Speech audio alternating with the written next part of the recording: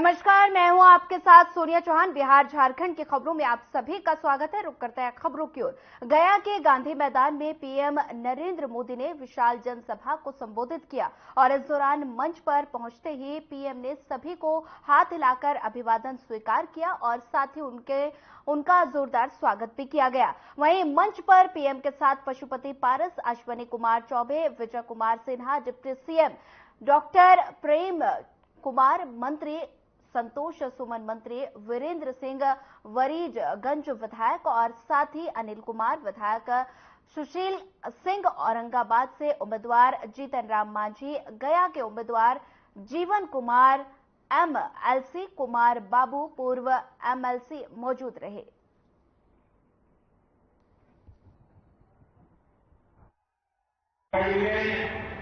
बिहार के कितने ही परिवारों को बिहार छोड़कर जाने पर मजबूर।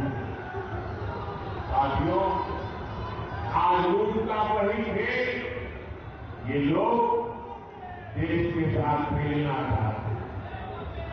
ये भ्रष्टाचार पर कार्रवाई करता हूं। ये लोग मोदी के खिलाफ नाम मंजूर करते हैं। मैं कहता हूं भ्रष्टाचार हटाओ, तो ये कहते हैं भ्रष्टाचार बचाओ। इन्हें लगता है कि बिहार के लोग, बिहार के युवा इनकी बातों में आ जाएंगे। स्मार्टफोन के जमाने में बिहार के युवा, हमारे स्मार्ट युवा कभी फिल्म वालों के साथ नहीं जाएंगे। आप मुझे बताइए, आप सब मोबाइल रखते हैं नहीं रखते हैं? रखते हैं नहीं रखते हैं? क्या लालटेन से मोबाइल चार्ज होगा क्या? लालटेन से मोबाइल भी चार्ज हो सकता है क्या? ये लालटेन के चलाने वाले लोग आपको अपनी जीवन में नहीं जाने देंगे।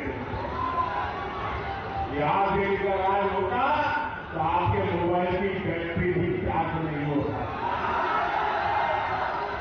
साथियों, पूरी दुनिया में इस समय अस्थिरता है।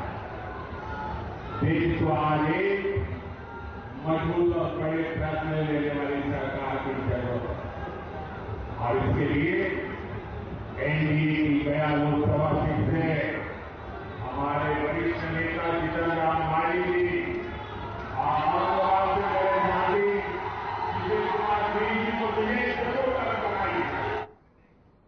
लोकसभा चुनाव जल्द होने वाले हैं और इसी को लेकर मुख्यमंत्री योगी आदित्यनाथ ने नवादा का दौरा किया और बता दें कि सोमवार को सीएम योगी ने हिसुआ विधानसभा क्षेत्र में एनडीए प्रत्याशी विवेक ठाकुर के समर्थन में जनसभा की और इस दौरान उन्होंने कहा कि आरजेडी से उम्मीद मत कीजिए और वो सिर्फ एक परिवार की पार्टी है और इसके आगे उन्होंने लालू यादव पर तंज कसते हुए कहा कि उनको परिवार के आगे कुछ नहीं दिखता है, वो सिर्फ परिवार के लोगों को ही टिकट देते हैं। और इसके साथ ही सीएम योगी ने कांग्रेस पर निशाना साधते हुए कहा कि कांग्रेस कभी राम मंदिर नहीं बनवा पाती और ना लोगों को मुफ्त राशन दे पाती।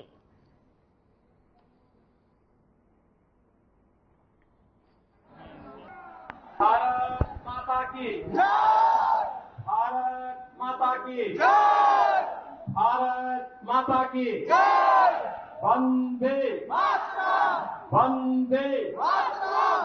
वंदे मातरम! सप्त ऋषियों की तपोभूमि, जैन मुनि गंधर्व स्वामी की तपोस्थली,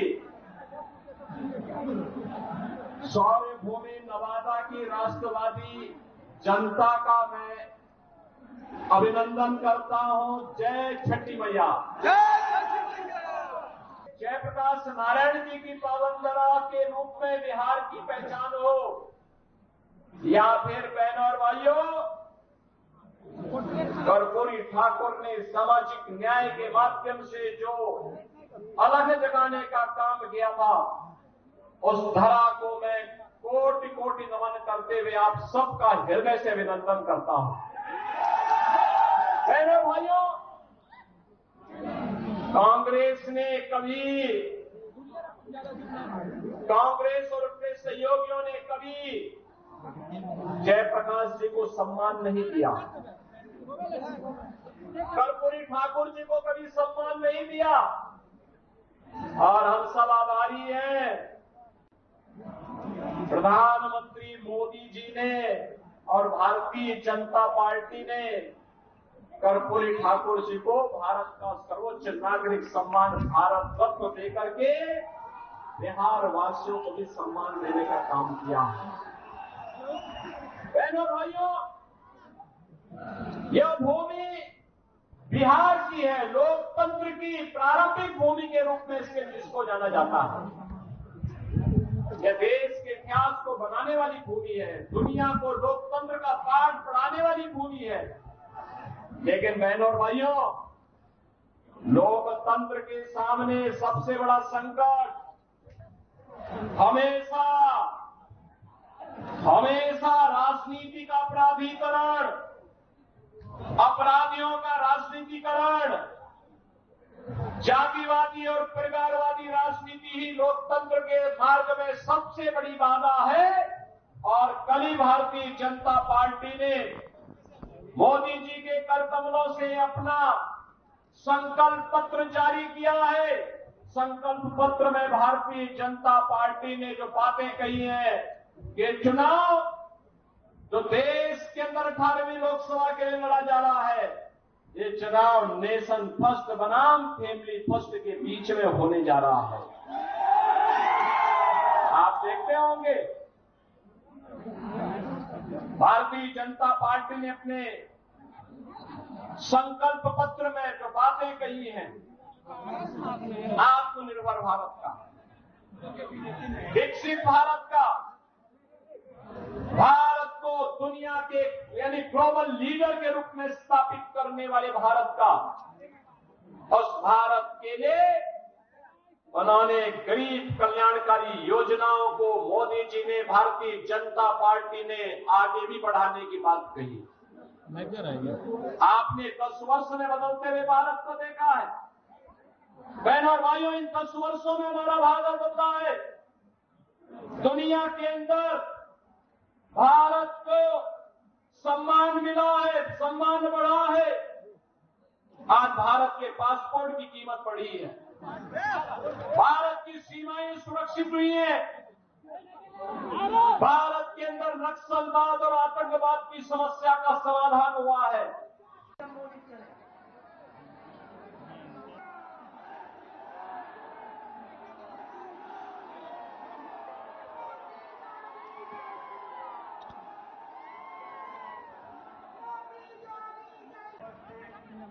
हमारे नारी शक्ति स्वरूप का जो अंतिम अध्याय,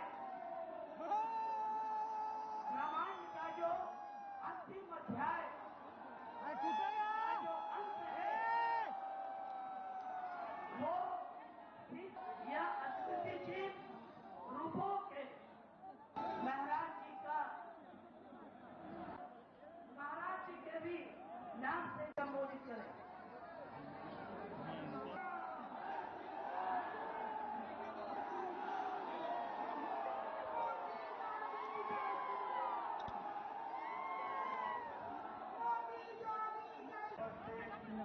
हमारे नारी शक्ति स्वरूप का जो अंतिम अध्याय, रामायण का जो अंतिम अध्याय, जो अंत है,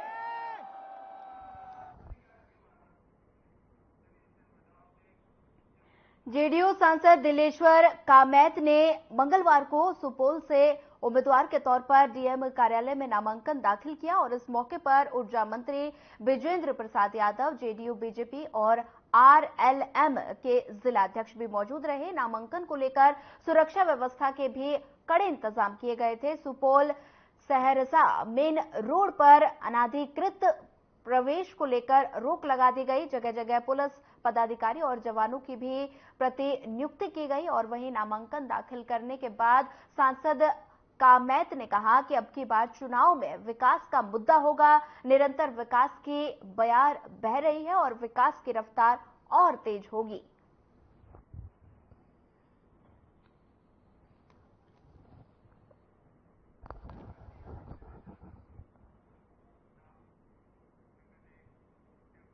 बिहार के मधेपुरा में एनडीए समर्थित जदयू प्रत्याशी दिनेश चंद्र यादव ने मधेपुरा लोकसभा क्षेत्र से अपना नामांकन पत्र दाखिल किया।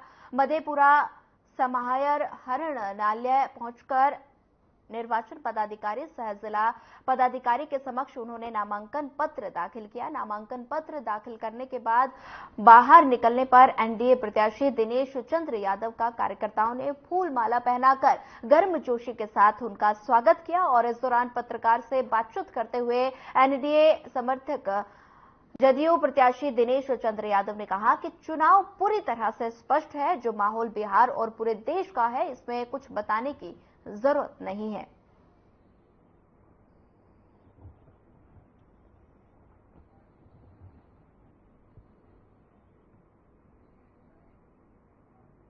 चुनाव तो बिल्कुल स्पष्ट है। जो माहौल मेरे संसदीय क्षेत्र का है, बिहार का और देश का, तो उसमें तो कोई बताने की जरूरत नहीं है। और आम जनता भी इस बात को महसूस करती है। जहीं जाइएगा तो सभी बोलेगा 400 पार, बिहार में 40 के पार, यही माहौल है।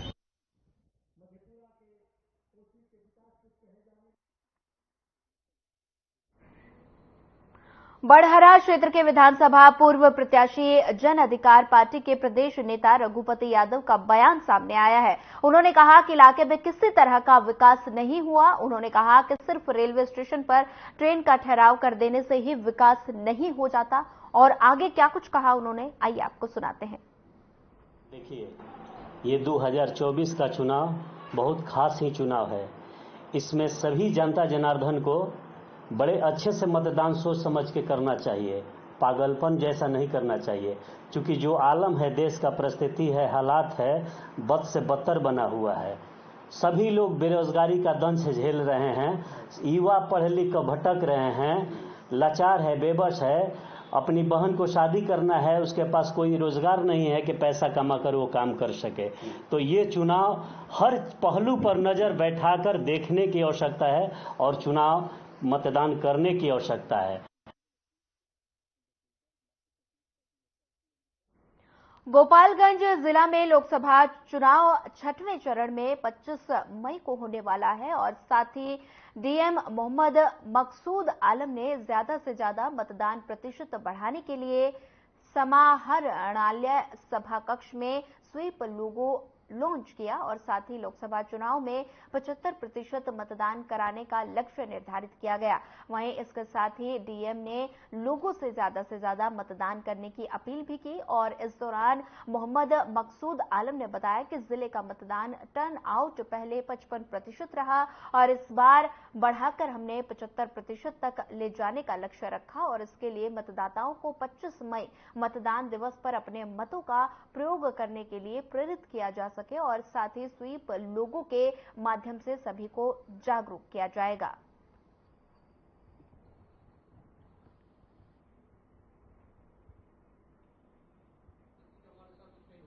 इस जिला का क्या पूरे बिहार भर का वोटिंग परसेंटेज बहुत कम है। इस जिले में 55 पॉइंट समथिंग है। उसको बढ़ाने का हम लोग प्रयास कर रहे हैं विभिन्न माध्यमों से। टीचर में जो स्कूल में जो टीचर हैं उनके माध्यम से, उनके बच्चे के माध्यम से गार्जियन तक पहुंचा रहे हैं मैसेज। प्लस ICDS केंद्र हमारा चल रहा है, सेविका सहायका सबको लगाया, वहाँ भी बच्चे हैं, उसके माध्यम से हम लोग उनके गार्जियन को कर रहे हैं। हेल्थ में भी जो पर्ची कट रहा था, उस पर्ची पे भी हम लोग दिए कि 25 तारीख को मतदान करें। और एग्रीकल्चर डिपार्टमेंट के द्वारा निर्देश दिया गया है कि क्रॉप कटिंग करवाया जाए, जिसके तहत जिलाधिकारी, additional collector, SDO, BDO, CO और जिला सांख्यिकी पदाधिकारी को टारगेट दी गई है। उसी के तहत हमारे डीएम साहब का भी टारगेट एक क्रॉप कटिंग कराना था, मुझे भी एक क्रॉप कटिंग कराना था। उसके तहत आज हम लोग कुचाईकोट प्रखंड के कुचाईकोट पंचायत में क्रॉप कटिंग का कार्य करवाए, जिसमें कि गेहूं का क्रॉप कटिंग कराया गया।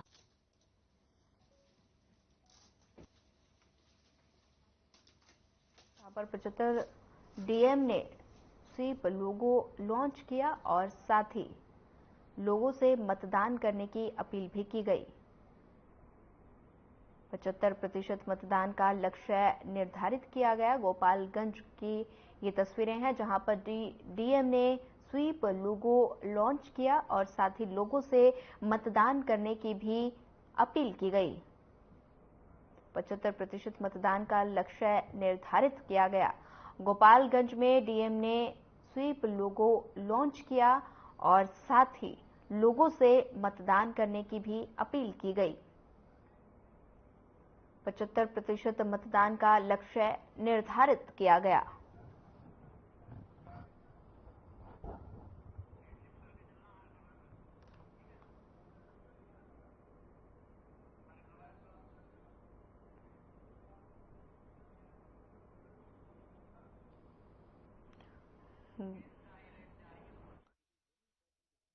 गंज की तस्वीरें हैं जहां पर लोगों से मतदान करने की अपील की गई और साथ ही जिला लोकसभा 6वें चरण में 25 मई को चुनाव यहां होने वाला है। वहीं डीएम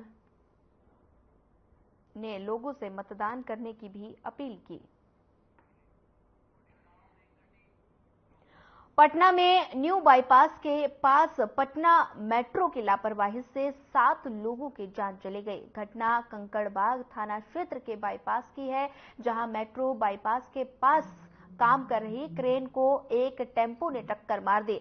और बता दें कि टेम्पो में कुल 8 लोग सवार थे, जिसमें 3 लोगों की मौके पर मौत हो गई, जबकि 4 लोगों की मौत इलाज के दौरान हुई। और साथ ही फिलहाल इस मामले में पुलिस सख्ती से जांच कर रही है।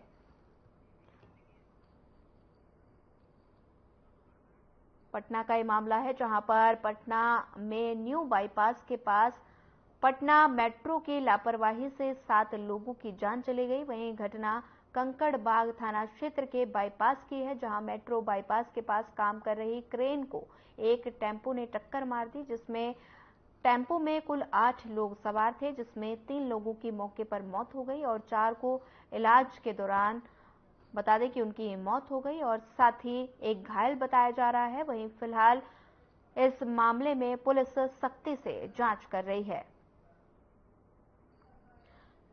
पटना का ये मामला है, जहां पर न्यू बाईपास के पास पटना मेट्रो की लापरवाही से 7 लोगों की जान चली गई। घटना कंकड़बाग थाना क्षेत्र के बाईपास की है, जहां मेट्रो बाईपास के पास काम कर रही क्रेन को एक टेम्पो ने टक्कर मार दी। और बता दें कि टेम्पो में कुल 8 लोग सवार थे, जिसमें 3 लोगों की मौके पर मौत हो गई और एक गंभीर रूप से घायल बताया जा रहा है। फिलहाल इस मामले में पुलिस सख्ती से जांच कर रही है।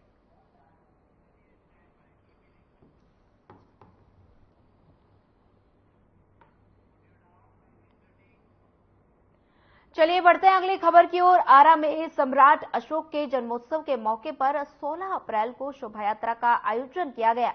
ये यात्रा धोबी घटवा के पास से निकली गई और साथ ही बता दें शहर के कतीरा पकड़ी चौक गोपाली चौक होते हुए वापस धोबी घटवा के पास जाकर समाप्त हुई और गर्म हवाओं के बीच शोभा यात्रा का आयोजन हुआ, जिसमें काफी संख्या में लोगों ने हिस्सा लिया। बाइक और पैदल ही लोग रथ यात्रा के साथ चल रहे थे और इस मौके पर महासचिव दुर्गावती कुमार ने कहा कि सम्राट अशोक परिचय के मोहताज नहीं है और इस शोभा यात्रा में जागा कुशवाहा, रोहित कुशवाहा, अजीत मेहता, कैप्टन सत्येंद्र सिंह, पंकज कुशवाहा और वीरेंद्र भोला महतो, जयराम यादव, रामनाथ, अनूप कुमार मौर्य समेत काफी लोग शामिल हुए।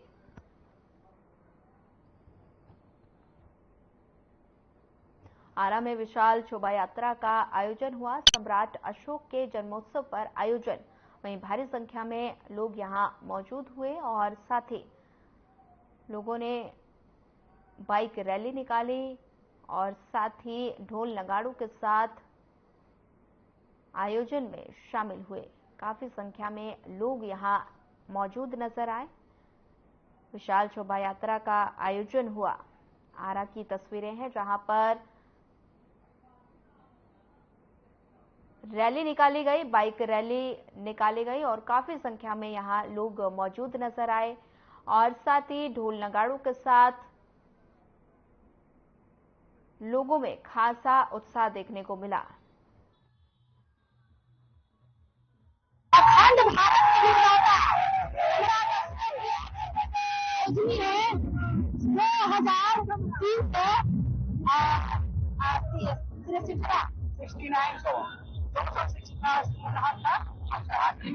ये अनाइट विभाजन एक्ट से बुनिया लॉ से निकला हुआ है।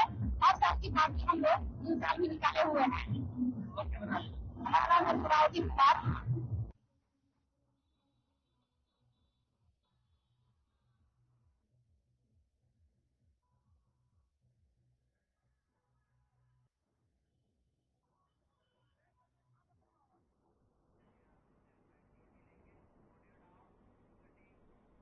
भोजपुर पुलिस को बड़ी सफलता मिली है। बता दें कि पुलिस ने 10 आरोपियों की मुख्य सूची के 50,000 के इनामी बदमाश को गिरफ्तार किया और इसकी जानकारी देते हुए एएसपी परिचय कुमार ने प्रेस कॉन्फ्रेंस की और साथ ही उन्होंने बताया कि गुप्त सूचना के आधार पर अपराधी राम अवधेश सिंह को गिरफ्तार किया गया है और जो 50,000 का इनामी बदमाश था, पुलिस के मुताबिक आरोपी किसी बड़ी घटना को अंजाम देने की फिराक में था और जिसके बाद एक विशेष टीम का गठन किया गया और तुरंत कार्रवाई करते हुए गजराजगंज से आरोपी को गिरफ्तार कर लिया गया।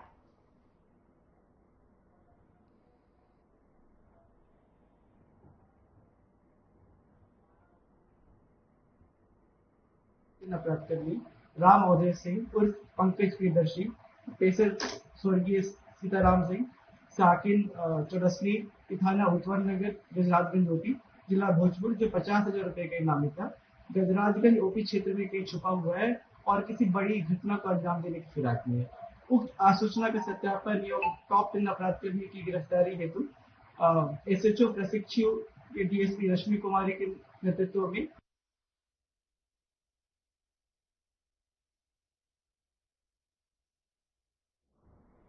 अगली खबर बिहार के भोजपुर से है, जहां हथियार बंद हमलावरों ने पिता और बेटे को गोलियों से भून दिया और जिसमें बेटे की मौके पर मौत हो गई और जबकि पिता की हालत गंभीर बताई जा रही है। दरअसल पूरा मामला बिहार भोजपुर जिले के पेरहाप गांव का है, जहां मामले में जख्मी पिता और बेटे को इलाज के लिए अस्पताल लाया गया और इस दौरान बेटे ने रास्ते में ही दम तोड़ दिया। वहीं जख्मी पिता का इलाज आरा शहर के शांति मेमोरियल अस्पताल में कराया जा रहा है। घटना को लेकर गांव और आसपास के इलाके में सनसनी मच गई और साथ ही सूचना मिलने पर सहार थाना अध्यक्ष दीपक कुमार भी पुलिस बल के साथ घटनास्थल पर पहुंचे और मामले की छानबीन में जुट गए।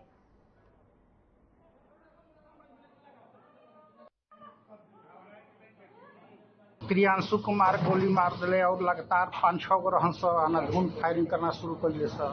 साचिक विवाद रहे?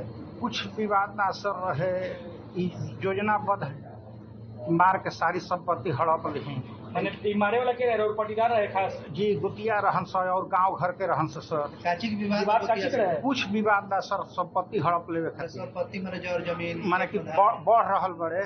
बढ़ रहल जी, बढ़ रहल बनी के ख्याल से। क्या करीला रहुआ? प्रॉपर्टी डीलर के भी काम करीला और व्यवसाय बा, अपन खेती गृहस्थी बा। लड़का के कहे रहल मतलब? लड़कों के कि दोनों वंश खत्म हो जाए, एगो लड़का एगो हम रही बानी। जी जी सर।